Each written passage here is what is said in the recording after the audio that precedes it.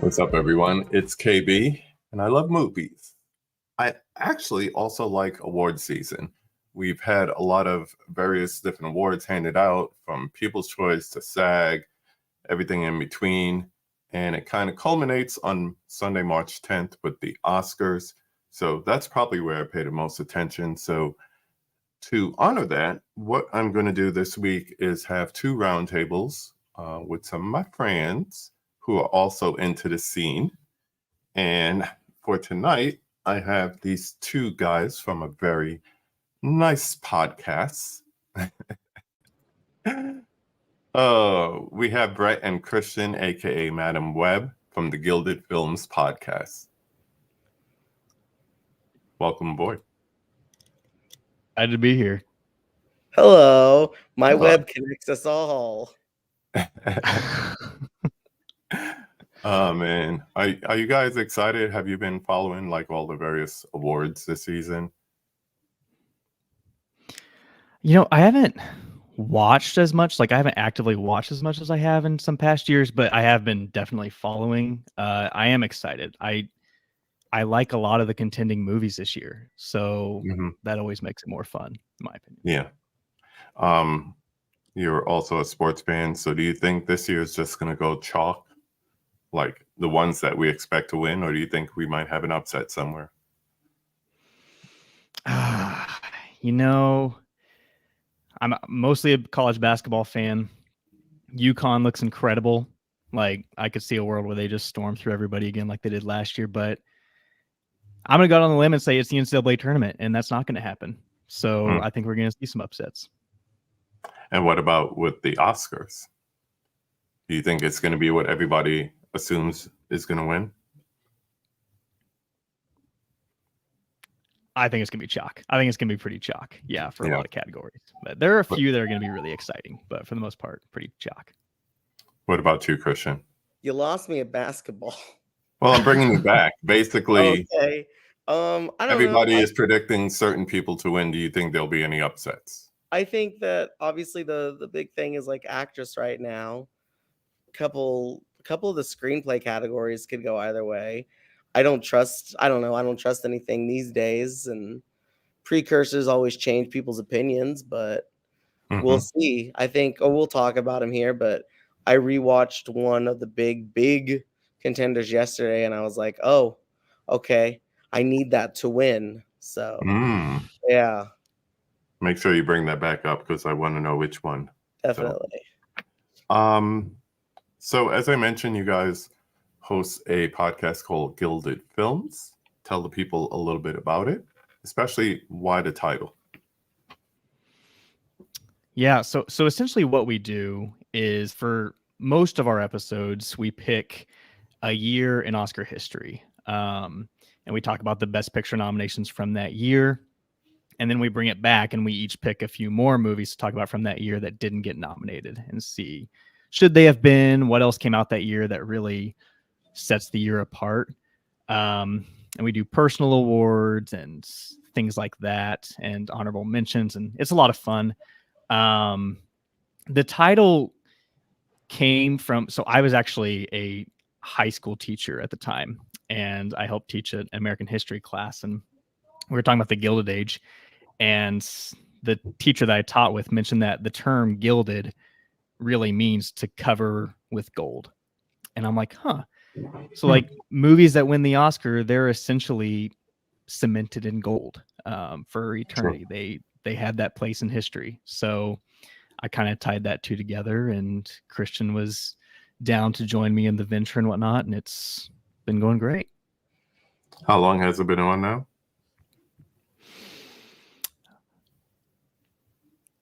Yes. Oh, I guess you can see me doing this. Okay. Yeah. This is okay. 6 years. Yeah. Well, so 6 years in like August, so 5-ish. Yeah. A lot of people kind of hung it up during the pandemic, so it's nice to see people still continuing on afterwards and everything. We are not alone, so as I mentioned, we have people in the chat. Just a quick check-in here. We got Adrian James saying hello. Hello. We got Notes. Good evening. That's a funny name. I love it. I love that. We got Movie Hunter telling everyone to smash that like button. Thank you, I'll sir. smash something. Hulk smash. We got Corey in the house saying, "Hey all." I just like saying that. And if you guys have any questions for Christian and Brett, feel free to drop them in the chat. As we move through our various categories, we'll try to bring them up and get you some answers. So I wanted to focus on what they call the Big Five Academy Awards, which I like to call the Big Six. But the Big Five is basically Best Picture, Best Director, Best Actor, Actress, and then Screenplay. But there's two screenplays. You have original and you have the adapted screenplay. So it's really six. But of course, if you're about to win, you can only win five, not six, because it's either original or an adapted screenplay. Trivia question. How many movies have won the Big Five? Bonus points for naming them. 3. It happened one night. The Silence of the Lambs and One Flew Over the Cuckoo's Nest. Very good. Very good. You got to jump in there, Brett. You know, he's going to just take over these categories.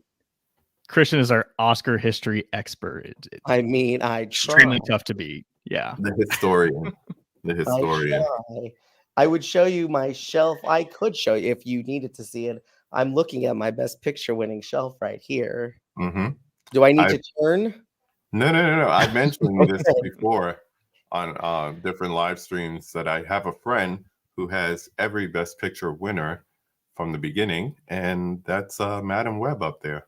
So I will say, as of last week, I purchased the screenplay to Coda to fulfill that emptiness and that void of Coda, and it does not fit on the shelf. It is not size, so that movie is haunting me. Well, you know, we're physical media collectors on this channel, and you know, there is a way you could get it on 4K. You just have to import it. My birthday soon. We'll keep that in mind. What do you think is the closest that we came to having another Big Five recently? Ooh, that's a good question. I mean, honestly, I'm trying to remember. I'm trying to think, like, if for some reason they had decided, hey, we're going to push Ke Huy Quan in lead instead of supporting, because it won everything else. Like, did it win screenplay? I'm pretty sure it did. Yeah. And obviously won the other big ones. Yeah. So I don't know. That's what I know that's kind of a cop out because he did not go lead, and that was just last year. But I don't know. Christian, do you have any? I think I'm looking back here on some stuff. I don't know.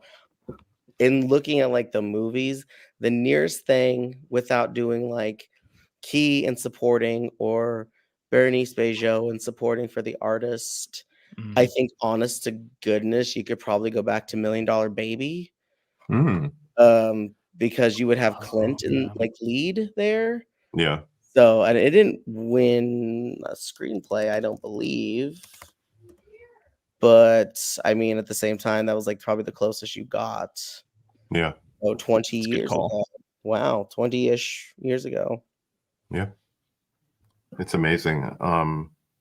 Not a Eastwood fan, except a couple of spaghetti westerns, but I did put on Unforgiven a couple weeks ago. Man, that movie holds up. It's a fine movie. Say what you want. Yeah, say what you want about him, but it's a fine movie. I thoroughly enjoy it. Yeah, another great collaboration with Morgan Freeman too, just like in $1 Million Baby. So yeah. So what we're gonna do is we're gonna have the fellas give us their big six, and we'll count it up to the big one. If you have a ranking for all your Best Picture noms, you could throw that in there too. But let's go ahead and start off with Best Adapted Screenplay. So taking a look at this year, we have, I swear I had this ready.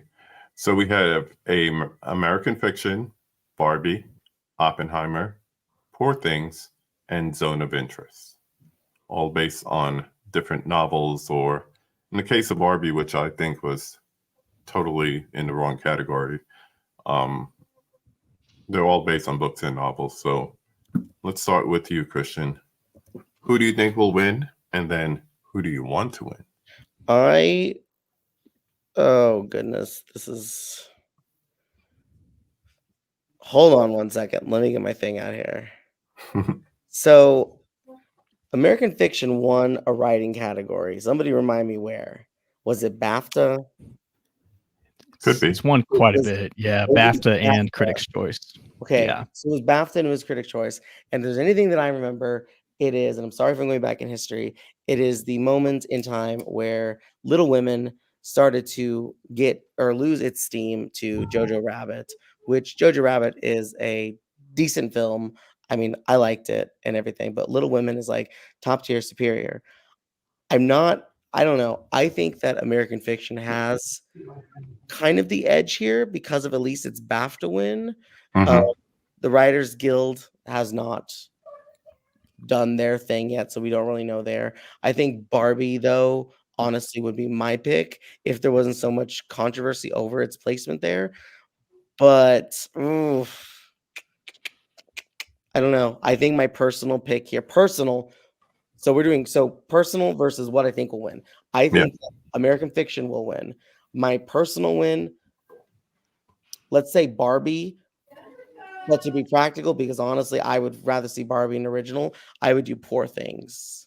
Simply because I really like what a lot of the actors do in that. And like the line delivery for a bunch of them is just spot on hilarious. Yeah. Not to be like a laugh out loud hilarious, but a what the fuck is happening? This is kind of quirky. This is kind of cute. Hilarious. So Yeah. I think for me, Poor Things. But I think I'm going to go with American Fiction for right now. Yeah, I'm so glad that, I saw the trailer for American Fiction and it looked kind of funny, but then when I watched the movie, it was something else. And I was happy for that. And the thing that has me going for that movie is that there are all these subplots in it, and they're just as interesting as the main storyline. I think that is a good sign of a well-rounded screenplay, like everything from the sister to the local sheriff and the relationship with the neighbor, and they all kind of feed up into his main story so well. So we shall see. How about you, Brett? Yeah, I definitely think that American Fiction is going to win as well. Just has everything it needs. The BAFTA, the CCA. I forgot it also won the USC Scripter, which is always given to an adapted screenplay. Got the WGA nom. I don't know if those I think those are actually after the Oscars this year, which is kind of weird. I could be wrong, but I remember seeing something about that. But yeah, it's weird because I think this is, when you look at the category, it is really competitive, but at the same time, I don't know. It's no competition for me in what I think will win right now. I just think American Fiction has the edge. I think it's also, it's the rival. It's a way to recognize an up and coming filmmaker in Cord Jefferson, who I think people really like. And it's about a social issue too. Sometimes they like to award movies like that. Sometimes it's just to try to get people to think they care. But it is really well written though. My personal favorite from the bunch is Oppenheimer. I think it's obviously a big, grand movie, but it's very dialogue heavy. It's able to handle a lot and it was never confusing to me. Right. But also the story behind that screenplay is really cool. Like the screenplay is written from Oppenheimer's perspective, and Cillian Murphy has talked about this, and that's a whole bunch of that movie is about perspective. So I haven't read the screenplay. It's one that I'd like to read just to see how they went about doing that, writing the whole thing from the perspective of a character. So yeah, I would like to see that win, but I do think it's going to be American Fiction. Yeah. We got Second Cousin Dave in the house. What's going on, my man? Thanks for popping in. Yeah, Oppenheimer, I just see it being like the Return of the King for this year or the Titanic for this year.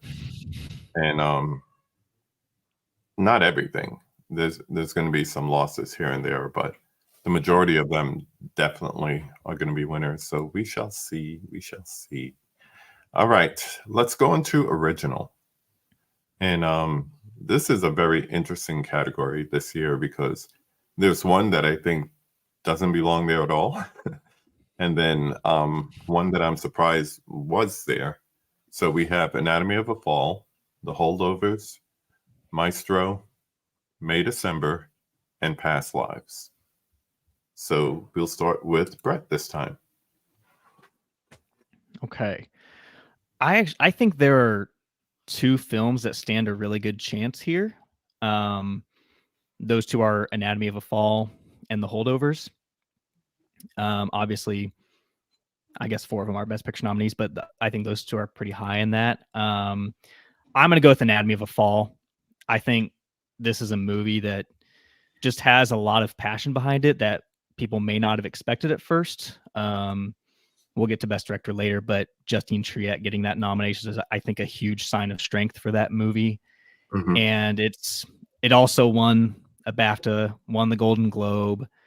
Somehow didn't get nominated at Critics' Choice, but it was ineligible for WGA, so it didn't get nominated there. But I think it's really strong here. Wouldn't be surprised if they went the Holdovers, but I'm going to go with Anatomy of a Fall.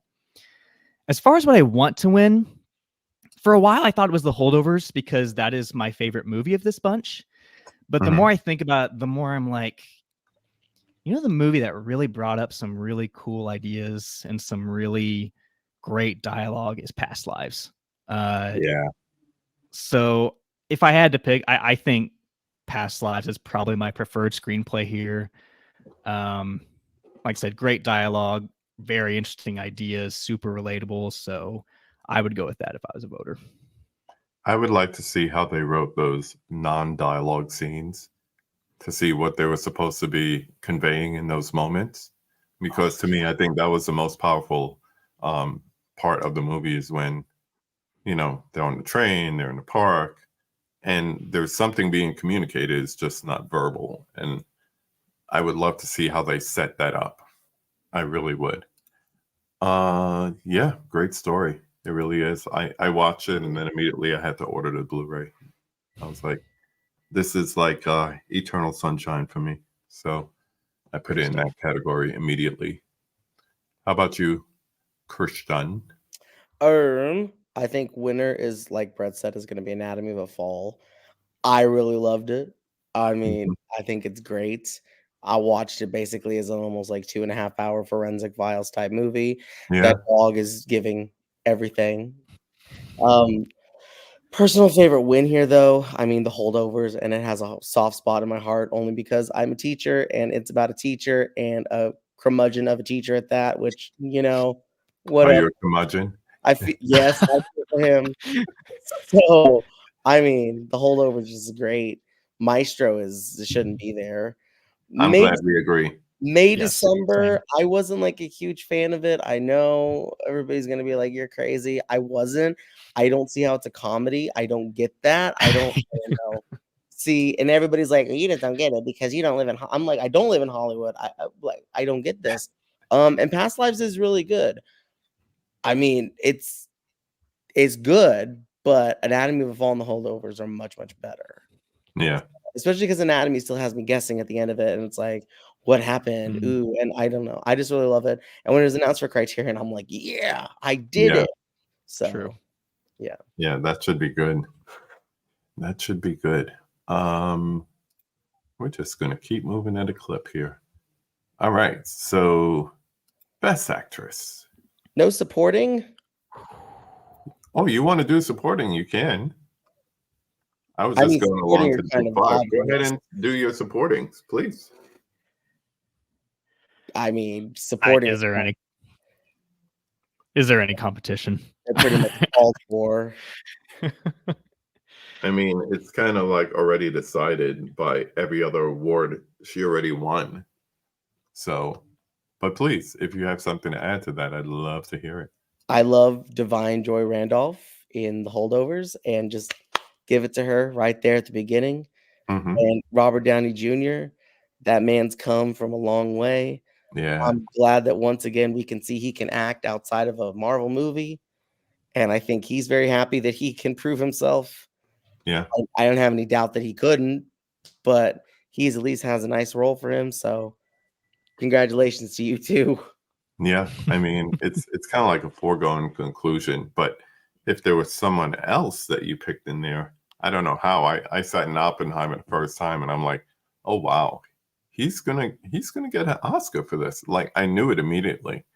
And it reminded me of Amadeus at a certain point, like the whole thing with Salieri, and RDJ really played his version of that role very well. So anything different, Brett? Or it's pretty much chalk. Oh, it's chalk. Yeah, it's happening. There's just no way.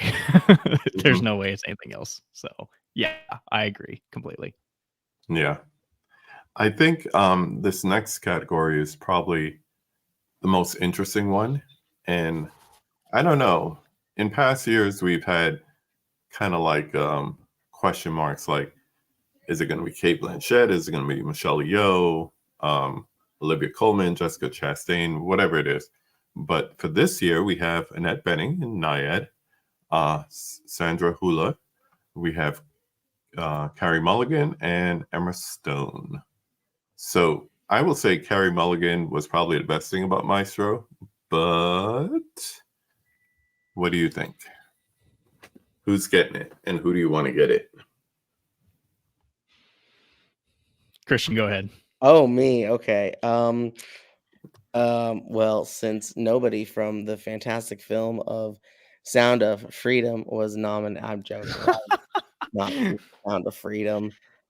See, this is the biggest fear when people are like typing. Well, he hasn't seen Sound of Freedom. He don't know what he's talking about. Leave me alone. This is what I do. I'm going to A go. lot of people didn't see it. I'm going to go with Lily Gladstone for Killers of the Flower Moon. And this is the one that I rewatched just yesterday, actually. And in watching it and how subtle it is and a quiet performance it is, but still so powerful, especially in her last scene with Leonardo when he's been arrested and she asked him, I don't want to spoil it, but she asked him a question and it's just like the reaction of her face is like, oh shit. So I need her to win this. I think she's going to. I think SAG really helped a bunch. Personally, I'm different because in my personal categories, I put Lily into supporting. Only because it was a great year for actresses, I think, yet again. Margot Robbie not being on here, I would swap her and Carey Mulligan. No. Yes, I would. Because Annette Bening's fine. She's fine. She's okay. She's fine. I think Jodie Foster was better. She is aggressively fine. She's aggressively fine. Emma Stone, very good. She's won before. I can hear my dad right now. She's won before, hasn't she? Yes, she's won before. Cool. Let's give it to somebody who hasn't won before and for a great performance. My personal win, again, Lillian supporting for me. My personal win, I think, would be Sandra. Again, with the courtroom scene that like everybody knows, where it's between her and her husband. And it's just like the back and forth bickering and arguing where it's like, shit, maybe she did do this. I would have done it. That was like, that's what kind of sealed that deal for me there. So personal Sandra, but I'm going Lily all the way. And I think it's going to be a nice win. And it'll be kind of like The Favorite, where the favorite went like all night without winning. It's 10. And then there's Olivia, and Killers will go without winning much, if anything. And then there's Lily right at the end. Yeah. What did Dave say? His pick is Carey Mulligan, but Lily Gladstone should take it. So you liked the Judge Judy wig? Again, I think she was the best part of that movie, but it's not saying much to me. I agree. Yeah, I agree with that. So what say you, Brett? Here's the thing. I'm going to pull out some stats here. You've been naiad. Adjust my glasses here. You've been naiad. So I saw an interesting stat that when a Best Actress contender has won Critics' Choice, BAFTA, and a Golden Globe in this category, they've only lost twice in history at the Oscars. Both of those times were Cate Blanchett for Elizabeth and Tar. So I don't know if that's a good sign for Emma Stone or a bad one, because those are the three that she's won. Lily was not nominated at BAFTA, and I know they have a weird voting system, but the top three still get in. Yeah. I think that's interesting. I think that Poor Things is a stronger contender overall. I think it's going to win multiple Oscars potentially. And multiple Oscars in a short time frame, that happens. Mahershala Ali, Frances McDormand. All that being said, I'm taking Lily Gladstone. What it comes down to for me is I just think that there's more passion there. I mean, I see her everywhere, and not that Emma Stone is not campaigning either, but there's just so much out there about Lily Gladstone and how much everybody loves her. And she is the queen of posing with her awards. She'll put her nose to it, or she'll like look at it funny. And so I'm going to go with her. It's going to be really interesting to see. I think SAG is really going to propel her to that. They might go 4 for 4 for the third year in a row with SAG, which is kind of wild to me, but I could see it happening. Yeah. And even Leo didn't get nominated this year, but a lot of the campaigning he did was for her. Mm-hmm. A lot of the campaigning that Marty did was for her. And I think it's going to pay off. And I will say right now, if and when it happens, it will be one of my all-time favorite Oscar wins. Not just because I love the performance. She would be my preferred winner in this category. She is my top choice of the year. But she seems awesome. Her story is awesome. It's really interesting because, like you said, Christian, her character is so quiet and whatnot. And in some ways, Lily Gladstone does seem like a quiet person, but she also seems like really funny. And she describes herself as goofy even. So I hope she wins. I think it'll be a lot of fun. If Emma Stone wins, it will still be a great win, but would love to see Lily take it.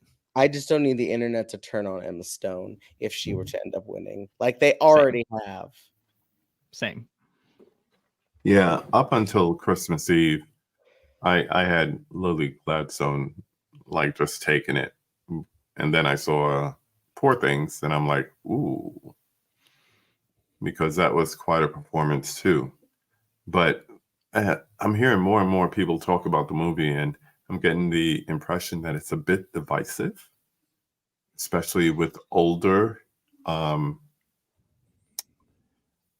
people in the Academy. So hopefully we have enough new young faces to consider her. But yeah, I still want Lily Gladstone to win, so should be good. I have to say, they're not going to let Marty go 0 for 10 again, right? They've already put the man through that twice. Don't do it again. Give Lily the Oscar. I can't say anything. I'm biased. I can't say anything. You've been naiad. I almost feel like this next one. No, I wouldn't say it's a waste, but I think there's a possibility for an upset. So we have Best Actor, and we're looking at Bradley Cooper, Coleman Domingo for Rustin, Paul Giamatti for The Holdovers, Cillian Murphy for Oppenheimer, and Jeffrey Wright for American Fiction. Right. Where are we going? We are going with Cillian Murphy. There was a while there where it really felt like it might be Paul Giamatti. He's definitely got that overdue narrative. He had the in and out thing, which like everybody loved. He would give a great speech, but Cillian Murphy would also give a great speech. I think I've really enjoyed seeing him win as well. And like you mentioned earlier, and Christian has mentioned this to me too, but Oppenheimer is a behemoth. It would be kind of weird if they didn't take Oppie himself with it, I think. So I think Cillian Murphy's going to win. He would be my preferred winner. In fact, this is the first time in a long time, maybe ever, where my true two favorite lead performances of the year, I think, will win Oscars. So that's kind of exciting. So that's the one you choose and the one you want to win. Absolutely. Yeah. I think that performance is going to age remarkably well. And just the way he took on that character. I mean, he is perfectly cast in the role too. So well done on Nolan for finally giving that man a leading role in one of his movies. But he just completely disappears into the character. After all this time. Yeah. What about you, Christian? I really would love Paul Giamatti to win, but this is like saying that you don't award Charlton Heston for Ben-Hur when Ben-Hur wins all this shit. Mm-hmm. So why wouldn't you give it to the man who plays Oppenheimer in this juggernaut of a movie? So I'm going to go hands down with Cillian Murphy. Love the performance. I'm going to quote from a fellow Kansas City critic who I shall not name, but the little known Cillian Murphy, this unknown actor nobody has ever heard of, is going to win. My gosh, this is his first film. Good for the man. But I mean, when I saw it, I've only seen Oppenheimer once. I saw it in July, opening day. And even then, I mean, it stuck with me. So again, if you don't, I mean, why give it to this juggernaut of a movie? Like I brought up Ben-Hur, juggernaut of a movie. You're not giving the title character. It's the titular role. Yeah. So plus, I mean, he's really good in it too. He is. Very low stated, but powerful performance. For sure. All right, the moment. I've never even heard of Cillian Murphy. Good for him. Ah, man. All right. Best director. This is probably my biggest, I don't know at all. I mean, I could go off of, I know who I want to win, but I don't know at all. Best actor, Giamatti's my pick. Jeffrey Wright was great. Yeah, he was. But I see Jeffrey Wright as just embracing every role he does. So it's like he was great in Westworld. It wasn't like he was spectacular. But what about Bradley Cooper parading around naked, learning how to throw a stick for 6 years? No interest. I will say, like, the three very underappreciated actors finally getting their due here between Murphy, Giamatti, and Wright. All just phenomenal actors. I'm glad they're here. So yeah, for sure. And then there's Coleman Domingo. Yeah. Oh, true. Yeah, true. Yeah. I watched that one and I didn't see why it was nominated. I think he did a better job in Color Purple than he did here. I agree. So yeah, I agree. I get your standard biopic movie in there. Yeah. Anyway, best director. We had Jonathan Glazer for Zone of Interest, Yorgos Lanthimos, Poor Things, Christopher Nolan for Oppenheimer, Uncle Marty for Killers of the Flower Moon, and Justine Triot for Anatomy of a Fall. I want to hear where Kristen's going with this. Christopher Nolan, Oppenheimer. That's it. I mean, he's my personal. What's up, Dell on movies. Yes, he's my personal winner. I think I'm in the camp where I don't praise Christopher Nolan as like a god like a bunch of people do. I think he's just a fine director. I don't know. But like Oppenheimer, again, juggernaut movie that is well made. Like the entire film is just well made by him. He had a vision. It's executed beautifully. I think that runtime for me went by pretty fast. I'm excited to watch it. I'm doing my Barbenheimer rewatch this weekend. So hands down, even if you look at my personal awards, Christopher Nolan is my director of the year. So there you go. Who I would want to win, Christopher Nolan. Do you think this is his best film so far? Personally, I think my favorite Nolan film is Interstellar. Like, I think it's weird and everything, and I don't quite get most of it, but I love watching it.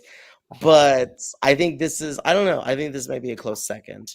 And Yeah. even that's even including with like the Dark Knight and everything. So How about you, Brett? This is actually favorite Nolan movie. It's number 2 for me as well. My favorite is The Dark Knight. It's just, as a genre film, nothing has even approached that for me in that genre, and yeah, I just think it's remarkable. But yeah, Oppenheimer is my second favorite of his. But as a director, it might be his best, in my opinion, his best work. Yeah, he's absolutely going to win here. Would be one of the most shocking events of the night if he doesn't. right. First of all, this category is loaded. I think they did. And obviously, there is a big deal about Greta Gerwig not being here. We'd love to see her here. That being said, the category is still terrific. I think Jonathan Glazer does some fascinating and interesting things with the zone of interest, so I'm glad to see him here. All that said, if I was a voter, Marty would be my guy here. I think that in some ways you see a lot of his previous films in this movie, but I also think he's doing some new things as well.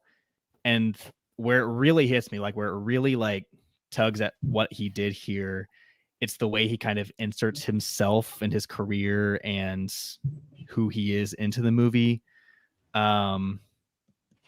There's a scene in the movie where you could just tell I don't want to spoil it, but you can tell he's reflecting on what he's done and the role he plays. And I think it's just super fascinating to see a director grapple with that. And it's also, the movie is just flat out incredibly made. Like I remember watching it and thinking, wow, this is the work of a master. So absolutely no complaints about Christopher Nolan. We're going to look back in years and see that as a very deserving Best Director win. But if it were me, I would go with Marty. Dell says his Nolan top 3 is Oppenheimer, Memento at 3, Inception at 2, Dark Knight at 1. I can see that. Great choices. Great choices. I would like to see Celine Song in here for Past Lives, but I know it was her first. Yeah, I agree. And I think they should have a first feature film category in the future, but that's just me. Because it's not fair going up against like these big movies. But then again, there's been some big first-time movies too. So, all right, talking about big. Do you guys have a ranking for the best picture, like worst to first? Or are you still working on that? Let's see. I don't have it on me, but like I could put it together right now. Okay. Well, more importantly, who's going to win? Who do you want to win?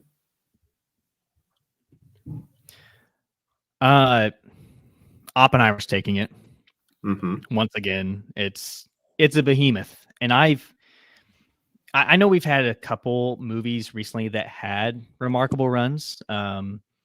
Everything Everywhere All at Once. Nomadland was winning Best Picture everywhere for sure. But this feels different. I mean, it's one of the biggest box office hits of the year. It's winning with a lot of different guilds and a lot of different categories. And I've only been following the Oscars really deeply since like 2011, 2012. And this is definitely the most dominant film I've seen throughout an award season in that time. The Artist probably comes closest, but even then, I remember at one point people were thinking, oh, maybe, The Descendants won that Globe, maybe. And it's been Oppenheimer from the beginning. Like, come on. Yeah. So that's going to be my winner. If I haven't made my affinity for Killers of the Flower Moon clear yet, I'll make that even clearer here. And we'll get to my ranking, but I will just say for now, it is my number 1 here. Just once again, a remarkable movie, and both movies that are very long, and I won't say that the Killers of the Flower Moon felt short, but I thought the time was really well used, and it's almost intentional in some ways. Like you have to sit with it. It's a very dark movie, but I think Marty's just revealing some really interesting ideas in ways that only he can at times. So Yeah. at least when it comes to like the Ernest Burkhart and the De Niro characters, like Marty is the best at like revealing terrible white men. So, you know, or one of the best. So, Yeah. Yeah, that's what I would go with. Christian. Oppenheimer is taking this. Mhm. No surprise there. My personal winner. I did not spend 5 times watching this movie last year for nothing. It would be Barbie. the one and only Barbie. I mean, I think it's a downright masterpiece for me. One of the most fun times that I've ever had in a theater before. Huge Mhm. crowd. I dressed up. I got a Barbie doll for Christmas. I got an I Am Knuff shirt for Christmas. I have a Barbie name plaque with my name on it for Christmas. Like, this is my movie of the year. So Barbie it is for me, personal winner, but Oppenheimer's taking it. So Yeah. Barbenheimer, though, in my heart reigns supreme for the year. Yeah. It's amazing how that just organically grew. And I know people try to recapture that, but it won't be the same. It won't be the same at all. No. Yeah, so looking at the films, American Fiction, Anatomy of a Fall, Barbie, The Holdovers, Killers, Maestro, Oppenheimer, Past Lives, Poor Things, Zone of Interest. If you don't want to rank all of them, just tell me what's at the bottom, and then you'll probably figure it out from there. I've got my ranking ready. Go for it. So I'll go up from 10 to 1. Wait, let's say number 10 together because your 10 is probably my 10. Yes. Okay. Okay, we'll do 3, 2, 1. Okay. 3, 2, 1. Maestro. All agree. It's All the agree. one movie. It's the one movie in this lineup that I don't like, which is Yeah. a pretty good success rate. So I refuse to rewatch it. My number 9 is American Fiction. Number 8, Poor Things. Number 7, Anatomy of a Fall. Number 6, Past Lives. Number 5, The Zone of Interests. Number 4, The Holdovers. Number 3, Barbie. Number 2, Oppenheimer. And number 1, Killers of the Flower Moon. And like 1 through 7 is so close. It's Yeah. a great lineup. So Yeah. How about you, Christian? So 10, Maestro. And then from there, it's literally like this large gap of non-quality movies from last year. And then at number 9, so not saying these ones are bad. These ones are good. It's just, this is a good year, -1. It is. So number 9, American Fiction. Number 8, Past Lives. 7, Killers of the Flower Moon. 6, Poor Things. 5, Oppenheimer. Now, again, I need to finish my rewatch of these. So some of them might unofficially change. Right. So 5, Oppenheimer. 4, The Zone of Interest. 3, Anatomy of a Fall. 2, The Holdovers. And, of course, Barbie at number 1. Nice. Oh, man. We will see. We will see what happens on Sunday. Are you and Toby dressing up? I'm wearing Doing this shirt anything again. special? This. Making homemade pizzas. There you go. How about you, Brett?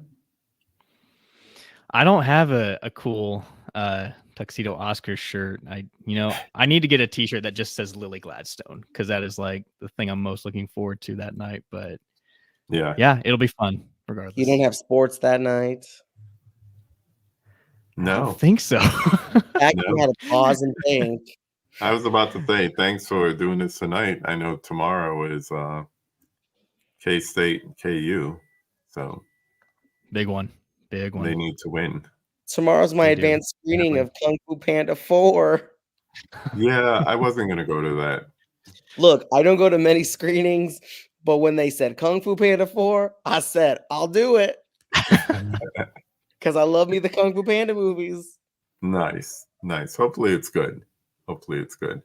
I need it. After today, I need it. I hear you. That's it, fellas. I want to thank you for coming on. Hopefully it wasn't too long and too terrible for you. We're going to be back on Wednesday. We'll have another group coming through to do the Big 6, as I call it. Yeah, and then we'll check in. So once again, thank everyone who's been hanging out in the background, everyone who's been in the comments. Thank you, those of you on the rewatch. Appreciate you as well. And as I always say, go watch a movie. Have a good night, everyone.